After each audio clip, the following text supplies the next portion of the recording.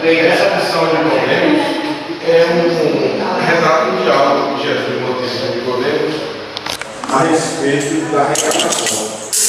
Então, para a gente começar a discutir um pouco, estudar um pouco sobre esse diálogo, eu trago essa passagem aqui do livro que é Espiritismo, que fala o seguinte: só as verdades eternas são absolutas. As que o Espiritismo ensina, sendo fundadas sobre leis naturais, existiram de todos os tempos. Então, eu que encontraremos em todas as épocas esses gestos que, mediante estudo mais completo e mais atento às observações, conseguiram desenvolver as verdades da filosofia. Assim, as verdades que o Espiritismo traz, antes de qualquer coisa, são antes consequências do que descoberto. Então, não vamos falar aqui que o Espiritismo trouxe uma coisa nova, trouxe um olhar novo, mas as informações sobre reencarnação e outros princípios são antigos, como o que Jesus trouxe há 2 mil anos atrás, sobre reencarnação. Já falaram sobre isso.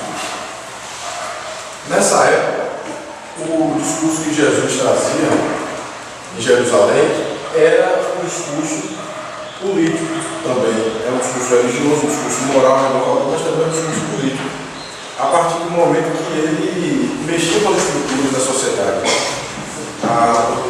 Os poderosos e outros que faziam parte daquele contexto, eles se sentiam ameaçados por aquelas palavras que Jesus trazia, por aqueles ensinamentos.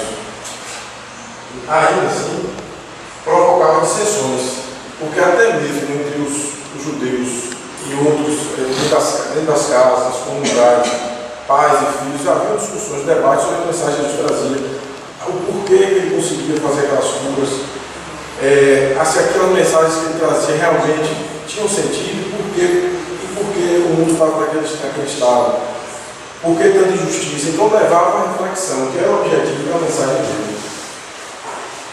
E Nicodemos, que eu vou falar mais adiante um pouco sobre ele era um que reconhecia Jesus como mestre.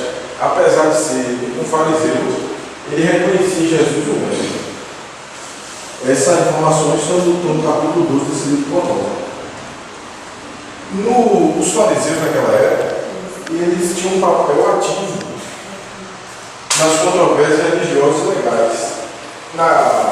Em Jerusalém, nessa época, os judeus, mais especialmente os fariseus, eram quem decidiam, por meio do Sinédrio, que era um conselho, um senado deles, decidiam questões tanto de ordem religiosa como de ordem civil.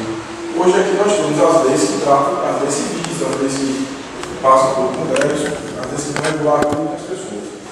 Nessa época não existia isso, não tinha essa separação do que era lei religiosa do que era lei civil. E o Sinédrio tinha uma função. E Nicodemos era um dos que faziam parte desse conselho. Então ele não era um fariseu qualquer, ele era um doutor da lei. Ele tinha domínio sobre a lei, ele era um estudioso. E nessa época, a teocracia, que é isso que nós estamos falando, que é o exercício da religião sobre o poder do Estado, sobre regular as questões que as pessoas faziam.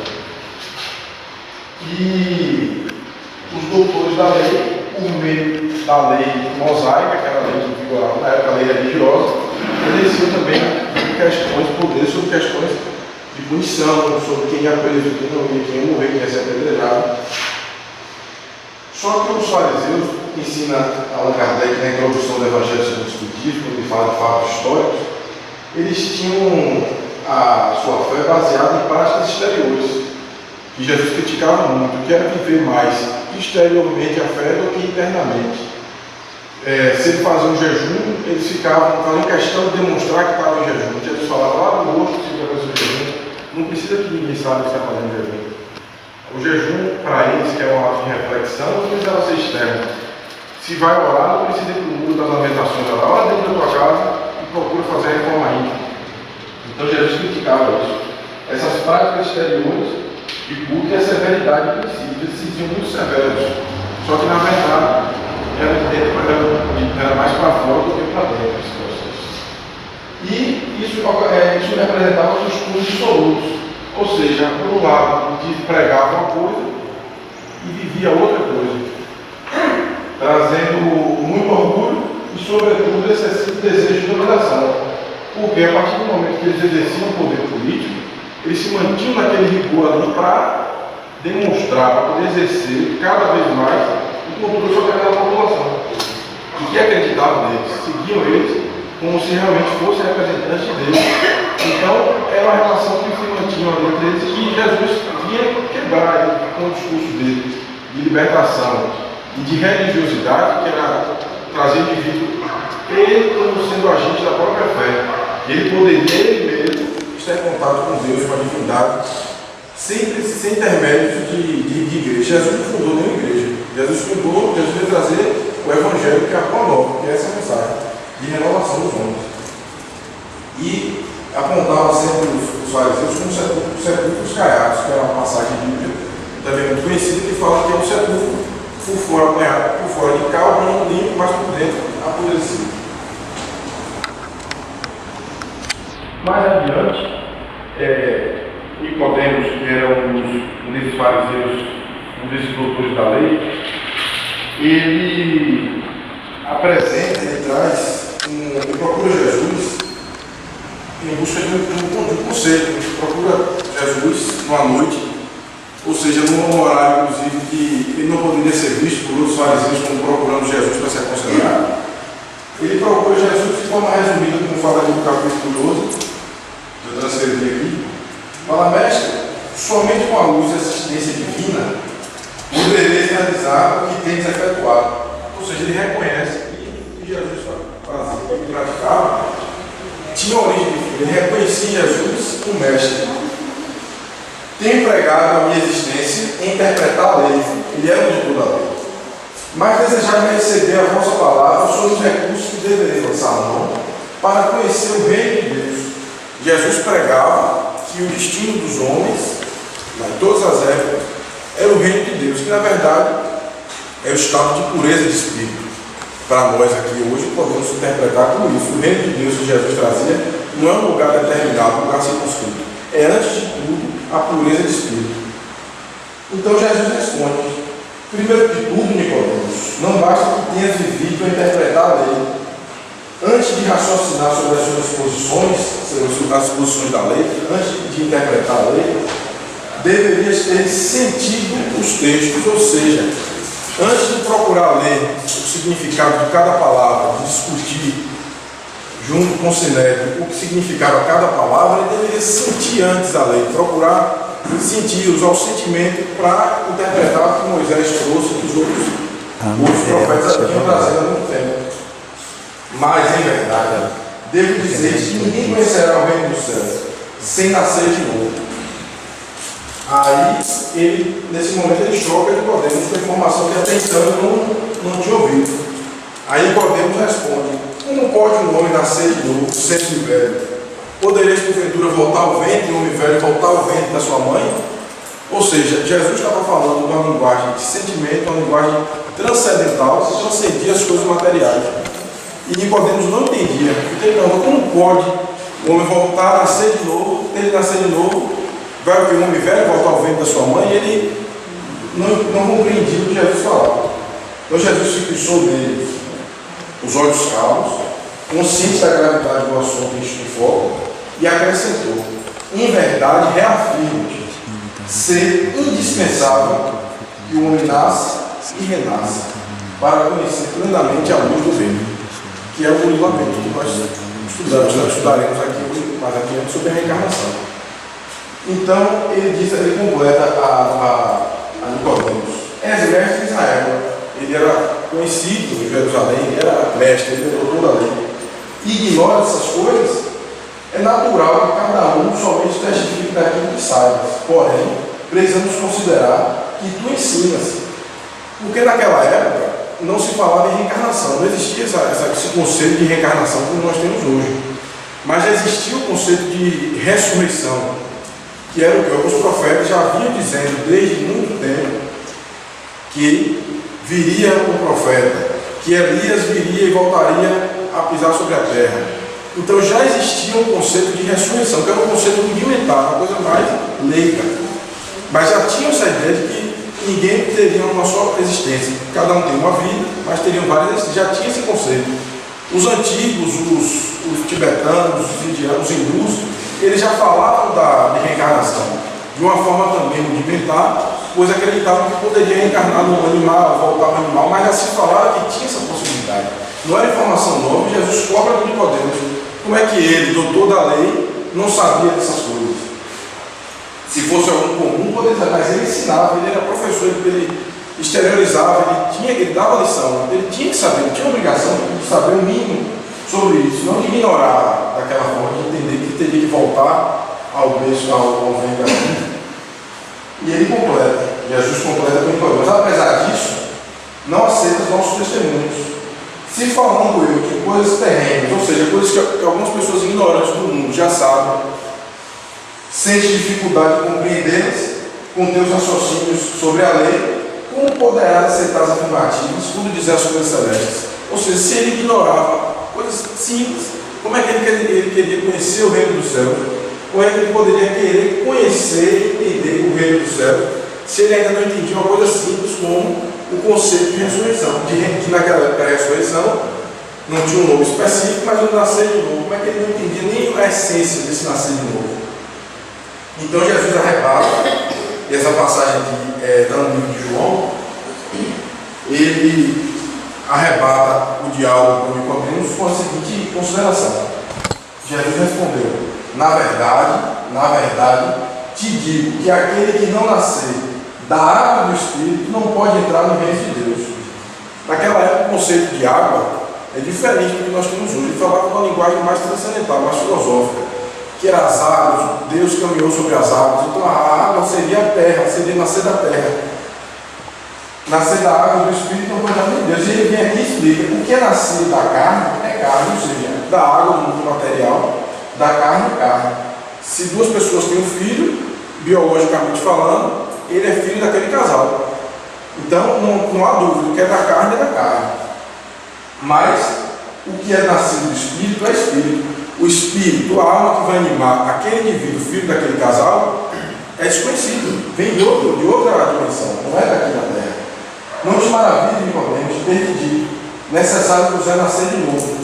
O vento assopra onde quer, e ouves a sua voz, você ouve a voz do vento, mas não sabe quando ele vem nem para onde ele vai. Assim é todo aquele que é nascido do Espírito. Você sabe quem é o pai de determinado indivíduo aqui, biologicamente falando, documento, a certidão de nascimento. Você sabe quem é o pai e quem não é. Mas de onde vem aquele Espírito? Quem de nós sabe? Quem de nós sabe nossa origem, se não for por meio da pré-existência das almas, de uma vida anterior ou de um histórico espiritual que nós temos? Não sabemos. Então, Nicodemos se retira do ambiente. Aqui no livro ele traz essa etapa seguinte, que Nicodemos se retira, e os dois apóstolos que estavam com ele questionam o mestre: poderia nos esclarecer mais sobre esse tema? E Jesus explica que a morte é a renovação do indivíduo. Se a árvore é podada, no dia seguinte ela se renova. A árvore sendo do reino vegetal, esse é o processo dela. O processo dos animais, eles vão se renovar sucessivamente, apesar de não terem espírito. Eles têm um processo, um fluido. Jesus explica que eles têm uma matéria, uma ciência, uma certeza divina que anima eles. Mas no homem é diferente. No homem a renovação se dá pela vida espiritual. Antes de tudo, quando ele renasce, nasce e renasce, ele renova o espírito. Vem o espírito que anima aquele indivíduo, o espírito que tem um histórico, que tem uma vida antecedente. E então, Tiago questiona ele, já que Deus é justo e bom, qual seria a razão de nascer indivíduos em dolorosas expiações? Porque alguém, uns ou outros de nós, nascemos com determinadas expiações, com deficiências, outros nascem dotados de dons, outros nascem revestidos de beleza. E Jesus esclarece: se você considera que a renovação, a ação e a renovação é contínua durante a eternidade, temos que considerar também que Deus, sendo justo e bom, aquele indivíduo que fez mau uso das suas vestes não poderá vir revestido todo banhado de ouro, nem claras roupas. Ele diz o seguinte: que aquele que fez mau uso do seu corpo não será justo, que ele não tem a oportunidade de se renovar, de reparar aquele erro.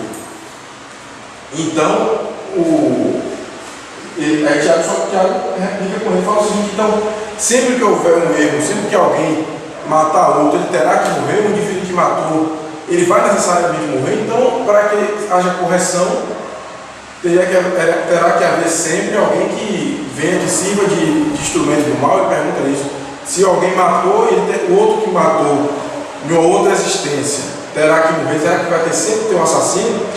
Aí Jesus falou com ele: Tiago, esse conceito da lei de Moisés, ele é olho por olho, dente por dente. Aí Jesus fala: mas antes de você querer entender olho por olho, dente por dente, tem que entender que o primeiro mandamento é amar a Deus acima de todas as coisas. Amar a Deus acima de todas as coisas é o primeiro mandamento, e de todo o fundo da sua alma. Aí o apóstolo para e reflete, sem entender um pouco, Jesus explica que aquele indivíduo que ama a Deus acima de todas as coisas e no fundo da sua alma, não busca mais a vingança. Ele não busca mais o olho por olho, dente por dente. Ele vai buscar, acima de tudo, a sua renovação. E que aquele indivíduo que lhe cometeu a falta, assim como ele, que naquele momento foi vítima daquela falta dele, também é sujeito de renovação. Ele, a partir do sentimento do amor de Deus, ele pode se renovar. E o instrumento dessa renovação é a reencarnação, são as vidas sucessivas. E Jesus explica que a lei de Italião não é o que determina os mecanismos de resgate.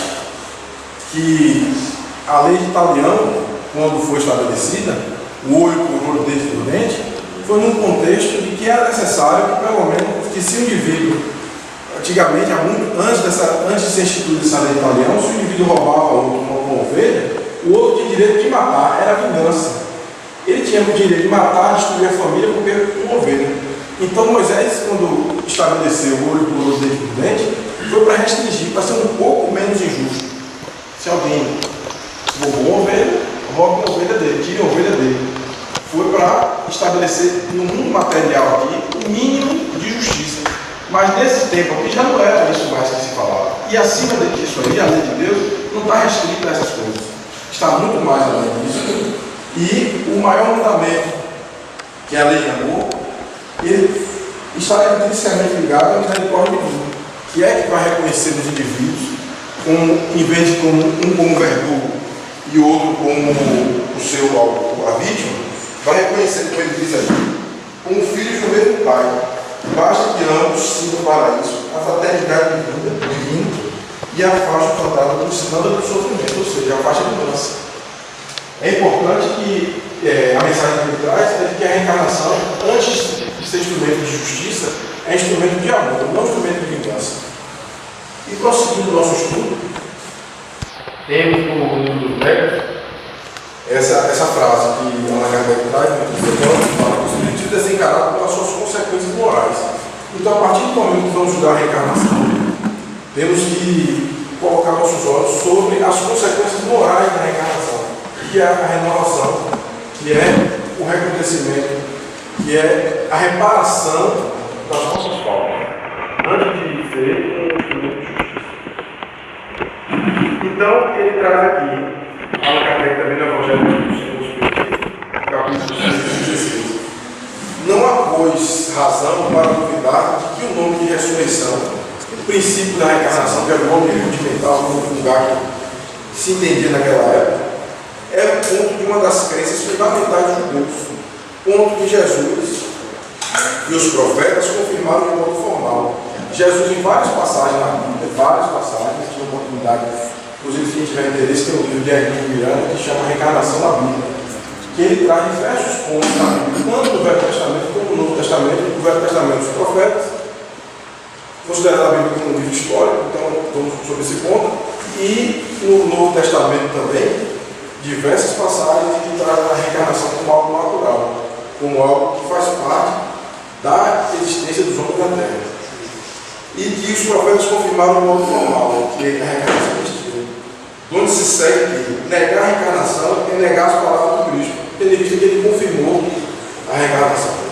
Um dia, porém, suas palavras, quando forem meditadas sem ideias preconcebidas, reconhecer-se autorizadas quanto a esse ponto, bem como em relação a muitos outros.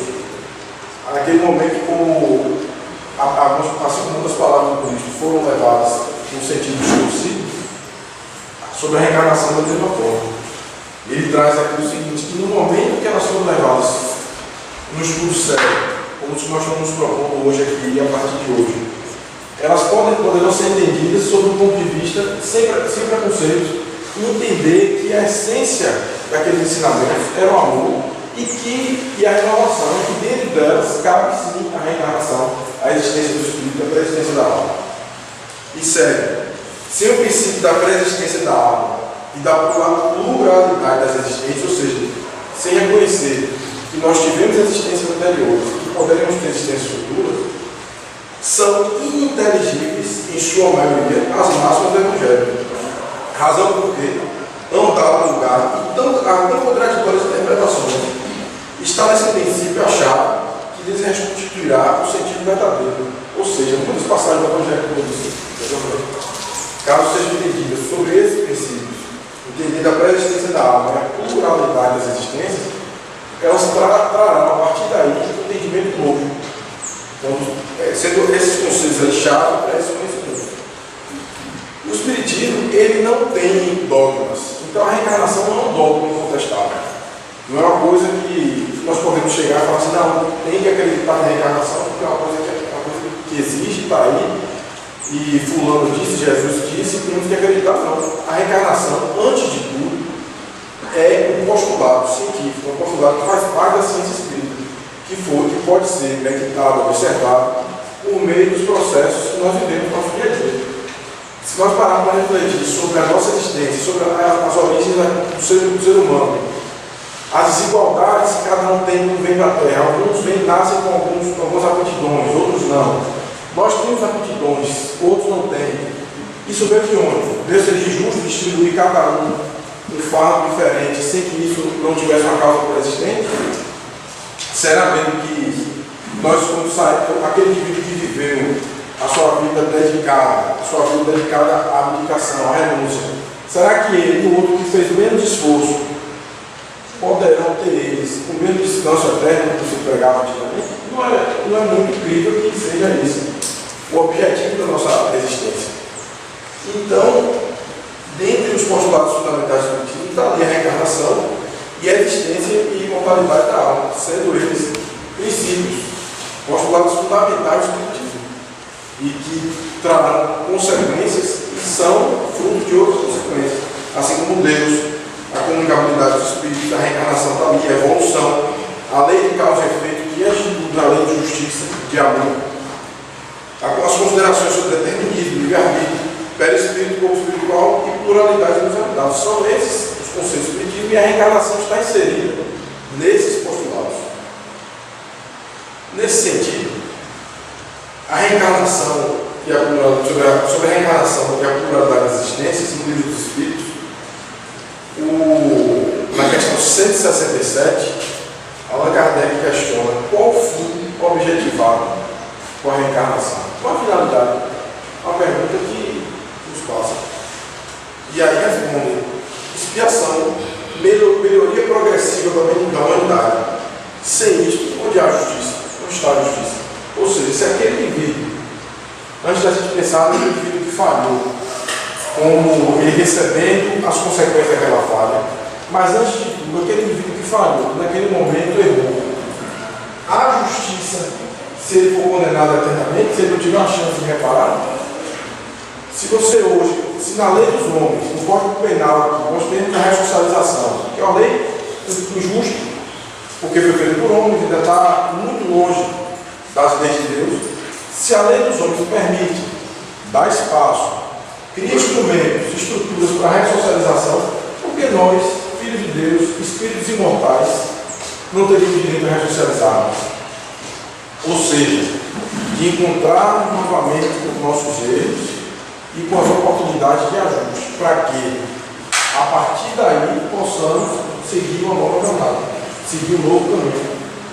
O passado ficar para trás, não com a borracha, simplesmente, de jogar para cima, de simplesmente nascer de novo, esquecer tudo e não encontrar com com o passado. É um reencontro com o passado, mas nos dando a oportunidade de meditar sobre ele. Meditar sobre aquilo, aquela pedra do nosso caminho, que cada um tem sua pedra do seu caminho. Cada um aqui, cada um de nós, temos as nossas dificuldades, os nossos erros. Cada um de nós sabe onde é o nosso ponto fraco. Cada um de nós sabe onde dói. Cada um de nós tem o nosso próprio fraqueza. E a reencarnação é esse instrumento de expiação, ou seja, de depuração para aqueles mais endurecidos, ou nós, quando estamos no momento mais endurecidos, temos que dar de cara com a expiação, que é aquilo mais doloroso, aquela dor mais forte, com o fim da melhoria progressiva da humanidade. Ou seja, considerando que a reencarnação está aí para todos, ela se objetiva como instrumento da melhoria progressiva. Pouco a pouco, a humanidade, os seus passos, cada um nas suas obras, vai se renovando. Ser isto onde há justiça. A justiça de Deus está aí, nessa oportunidade. Em dar moratória, se você chega em qualquer lugar, hoje no mundo, você tem oportunidade com o diálogo, você está devendo alguém, você vai, eu vou pagar em nome de Deus, por que Deus seria diferente?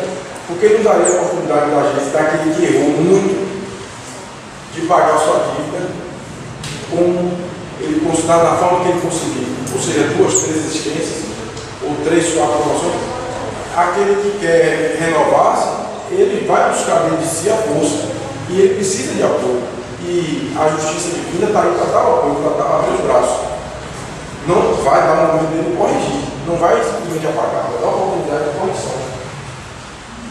Então, segundo Emmanuel, no livro Justiça Divina, a expiação é aplicar os corações mais endurecidos. Aquele momento de dor, de sofrimento, aquelas expiações mais graves, são os corações mais endurecidos.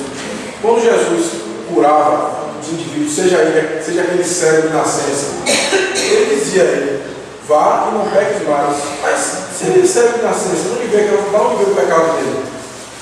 E os apóstolos perguntavam a ele: mestre, quem pecou para ele estar assim? Foram seus pais?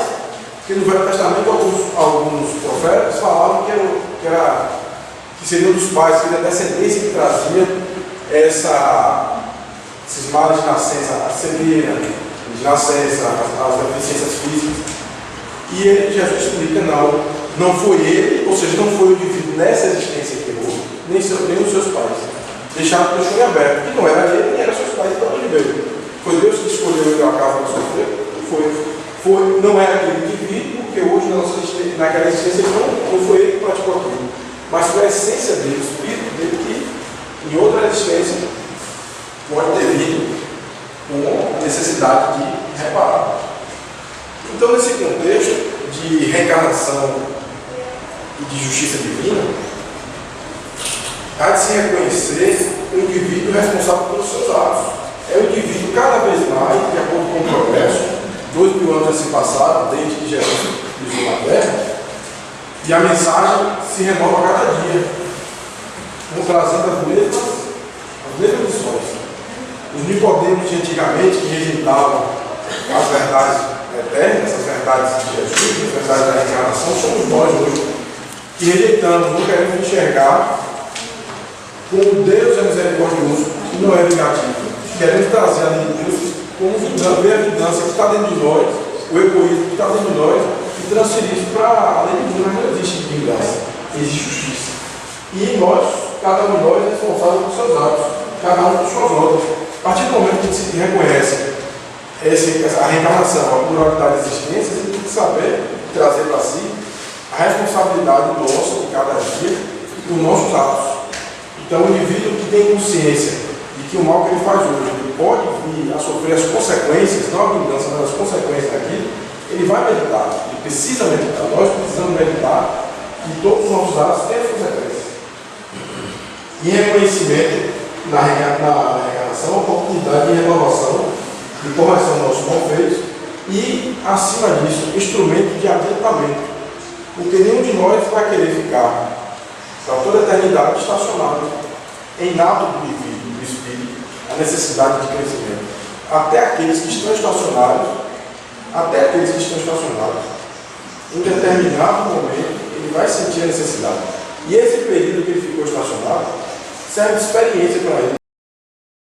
Na verdade, na lei natural, O Espiritismo só veio ensinar, esclarecer, transformar num objeto de estudo aquele aprimoramento, mas ela já existia, é uma verdade eterna. O Espiritismo não criou a reencarnação. O Espiritismo estuda o fenômeno que existe na natureza, a reencarnação. Reconhece nela aquilo tudo que nós conhecemos. Está no livro do que é o Espiritismo. E mais adiante, seguindo o tema, nós podemos estender um pouco o estudo, avançar um pouco o estudo sobre nesse conceito de reencarnação. O que seria, como seria esse processo de ligação do espírito ao corpo? É antes, durante e depois da fecundação. A ligação se dá antes, o espírito se liga antes àquele indivíduo que está ali, prestes a reencarnar, aquele corpo que está ali, aquele ser biológico, mas só se completa com o nascimento. Então, a partir daí, vamos tirar algumas consequências de que se nós recebemos a graça de reencarnarmos, será que tem direito de tirar, de interromper a oportunidade de outro de reencarnar? A partir do momento que a gente reconhece que tem um indivíduo ali lutando para vir, lutando ali para reencarnar, lutando para uma nova oportunidade, que não cabe mais, não é mais da nossa alçada, aquela existência que está ali na construção. Não é mais da nossa alçada. A partir do momento que, como Jesus disse, o que é do corpo, o que é da carne, o que é do espírito, e a gente compreende que já tem o espírito ali em vias de reencarnar, ele não é mais do nosso arbítrio considerar que nós temos direito sobre aquela vida que está em construção. Porém, temos que considerar que os embriões que tem hoje nós temos uma situação que são os embriões congelados, que estão ali em latência e aguardando a oportunidade. Não podemos também acreditar, não é racional acreditar que para cada indivíduo que está ali, aqui um nitrogênio diversos, congelados, que aqui para cada um desses aqui tem um espírito aqui esperando, congelado, aguardando a sua reencarnação, de forma alguma. Mas a partir do momento que essa encarnação se tornar viável, ou seja, quando esse embrião for posto em via de reencarnação, uma mãe esteja ali para fazer a fecundação in vitro, a justiça divina, a misericórdia dos seus emissários, pela estrutura espiritual que temos, que trabalha no mundo invisível, vai procurar o indivíduo que está apto para aquela encarnação e ele vai ser encaminhado para aquilo ali. Então, não tem espírito vinculado, não tem ninguém aguardando ali congelado dentro do nitrogênio, aguardando a reencarnação. Não é esse a finalidade, não é esse o conceito. E no livro O Espiritismo, na sua expressão mais simples, Allan Kardec traz uma lição sobre o fruto desse ensinamento, o fruto desse estudo. Qual é o fruto, qual é a finalidade? Nós estamos aqui hoje, domingo de manhã, estudando um pouco o Espiritismo. E qual a finalidade de, quando sair daqui, se pudermos, pegar o capítulo 5 do Evangelho, dar uma lida. O capítulo 5 do Livro dos Espíritos, que fala sobre a reencarnação, tem o Evangelho também falando sobre essas mensagens que nós trouxemos sobre Jesus, sobre o diálogo com Deus. Qual a finalidade disso? Ele traz aqui no 35. O objetivo essencial do Espiritismo é o melhoramento dos homens. O nosso melhoramento. É o objetivo principal do Espiritismo. Não é preciso procurar nele, senão o que pode ajudar o homem, para o progresso moral e intelectual. Porque a partir do momento aqui que estamos desenvolvendo o raciocínio, eu estou aqui compartilhando um pouco com vocês de determinado conteúdo, que vocês possam, cada um, você possa chegar na sua casa, uma oportunidade, pesquisar na internet, tem vários sites, tem um site chamado Kardecpedia, por exemplo, tem toda a obra que é uma Kardec, você chega lá e tem a reencarnação, tem texto da Revista Espírita, que Allan Kardec desenvolveu alguns artigos sobre a reencarnação, vai ter trecho do Evangelho, trecho do Espírito, e que vai desenvolver intelectualmente, a partir do momento que vamos refletir a vida sobre uma nova ótica, refletir a vida sobre uma perspectiva de imortalidade, uma perspectiva de mais adiante, além disso aqui, além do mundo que estamos aqui. Então, nos leva a um progresso intelectual e ao progresso moral, quando reconhecemos o indivíduo indivíduo, cada um deles, cada um de nós, como trabalhador que está tentando se renovar. Cada um de nós como aquele que veio aqui para reparar, cada um de nós que veio aqui para se polir, cada um de nós como pedra bruta, e que a vida, cada um dos indivíduos que convive conosco, serão os polidores dessa pedra. Tem um livro de Nélio Lúcio que ele conta um caso interessante sobre um indivíduo que vem, um indivíduo já com avançado conteúdo moral, intelectual, um espírito já tanto desenvolvido, e ele vem para a Terra e vai trabalhar na marmoraria. E o dono da marmoraria é um indivíduo, um senhor muito grosseiro, muito ríspido, e ele sai, deixa ele trabalhar lá, fala que ali não era trabalho para ele, porque aquele indivíduo ali trabalhava, queria tratar ele, sendo seu funcionário, como tratava o arma, por meio de pancada, por meio de processo mais de embrutecimento, era grosso. Então ele foi trabalhar na carpintaria. E aí chegou na carpintaria, outras pessoas trabalhavam, outros carpinteiros também, da mesma forma, eram pessoas que já trabalhavam muito com aquilo ali, então não tinham muito trato com ele, sendo funcionários na aprendiz. E ele se queixa que não ia continuar mais lá porque ele queria tratar ele como tratava a madeira, no meio de serrote, não deixava ele livre à vontade, era muito rigoroso. Então chega o fim da existência dele, ele volta, isso é um conto, não é um fato, isso é um conto, tem um pouco de simbologia de folclore nesse caso. E ele traz que ele, quando voltou no espiritual, o pessoal do espiritual falou: mas você perdeu a sua oportunidade de existência? Ele: não, eu me afastei o tempo todo dos maus, daqueles que estavam querendo me aprisionar, querendo me agredir, querendo me tratar com pedra, com madeira. E aí o instrutor dele, o irmão que é o auxiliador dessa reencarnação, explica a ele: aquele indivíduo que tratava você como mármore, como pedra bruta, ele procurava lhe restaurar, procurava fazer de você um mármore bonito. A partir do momento que você, convivendo com ele e sentindo o peso, o rigor daquelas lições dele ali, você ia reconhecer em você também um pouco disso e poderia se aperfeiçoar. Segunda vez, aquele lugar que você trabalhou, que era a carpintaria, da mesma forma, aquelas arestas da madeira que ele queria tirar, que você se queixava que ele tratava como um pedaço de madeira, eram suas próprias arestas que você também poderia desenvolver, seja com a paciência, seja com a educação, com determinados rigores que você não tem, características que você não tem, rigor, e que precisaria desenvolver, e que ele serviria de exemplo. E o seu exemplo melhoraria ele. Mas a partir do momento que você renunciou, abandonou sua tarefa e preferiu, ao título de dizer que estava se isolando, fugindo do mal, você perdeu também a oportunidade de se renovar. Ou seja, a sua existência foi estacionária, você não avançou. E ele pede então a oportunidade de voltar à Terra para progredir novamente. Então, é isso que o Espiritismo traz, é isso que o Espiritismo nos quer ensinar.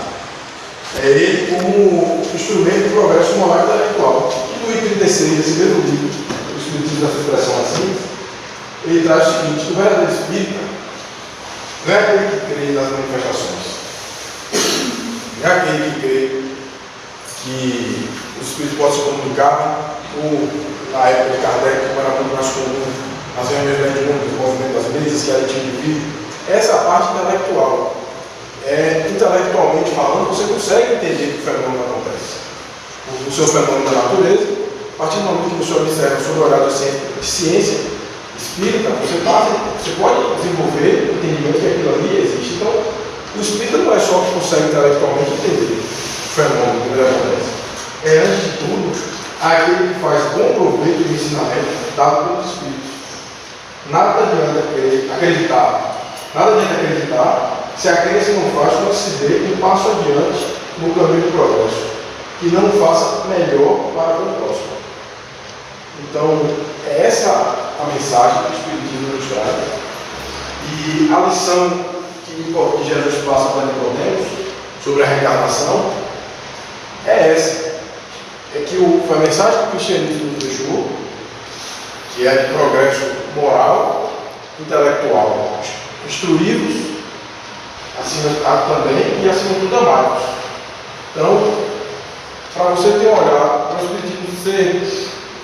que o Espiritismo seja um instrumento da sua melhora, da nossa melhora, minha, de cada um de vocês, de você, ele precisa ser reconhecido como um instrumento de progresso, instrumento de renovação. E as sucessivas existências são um dos meios de nossa renovação. E compreender esse processo, entender um pouco como hoje, esse livro Boa Nova, ele traz um ponto sobre a reencarnação. É um ponto de partida para cada um de nós, que amanhã possamos meditar em cada situação da nossa vida. A partir do momento que nós podemos meditar sobre esse processo da vida, entender deles, nossa melhora para a melhor, é aí que está a essência do cristianismo. É essa que é a mensagem de Cristo, a lição que Cristo tem no poder, por essa. É a renovação, o aprendizado, o sentir, antes de tudo, a mensagem do Evangelho, a mensagem das lições que estão nos 10 mandamentos, as lições que estão no Evangelho sobre o Espiritismo, as lições morais. Ele tem que, antes de tudo, sentir é o que abrir o sentimento para reconhecer ali o amor. Então essa é a mensagem que eu queria deixar aqui. Eu agradeço a todos pela paciência e bom dia.